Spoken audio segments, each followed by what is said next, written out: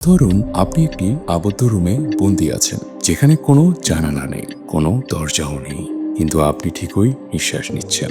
মনে করুন সেই রুমে থাকা আপনাকে কেউ উদ্ধার করতে আসবে না, আর আপনি সেখান থেকে বের হতেও পারছেন না। তাহলে উপায়? এদিকে ওই আবদ্ধ রুমের অক্সিজেন প্রায় শেষের দিকে। বিষয়টি ধীরে ধীরে অনেক কঠিন হয়ে যাচ্ছে, তাই না? এটা ভেবেই যেন আপনার নিঃশ্বাস নিতেও কষ্ট হচ্ছে। চারপাশের নীরবতা ধীরে ধীরে ভয়ের শব্দে পরিণত হচ্ছে। আপনি জানেন আর কিছুক্ষণ পর হয়তো এই রুমটাই হয়ে উঠবে আপনার শেষ ঠিকানা। শুধু এই দৃশ্যটা কল্পনা করতেই আপনার বুকটা ভারী হয়ে উঠছে।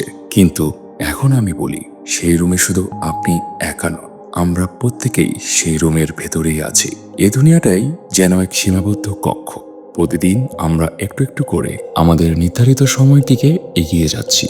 আমাদের নিঃশ্বাসের সংখ্যাও একদিন শেষ হয়ে যাবে, তবুও আমরা এমনভাবে জীবন কাটাই যেন আমাদের হাতে অসীম সময় আছে। কিন্তু যেখানে মানুষের উপায় শেষ হয়ে যায়, সেখান থেকেই আল্লাহর সাহায্য শুরু হয়।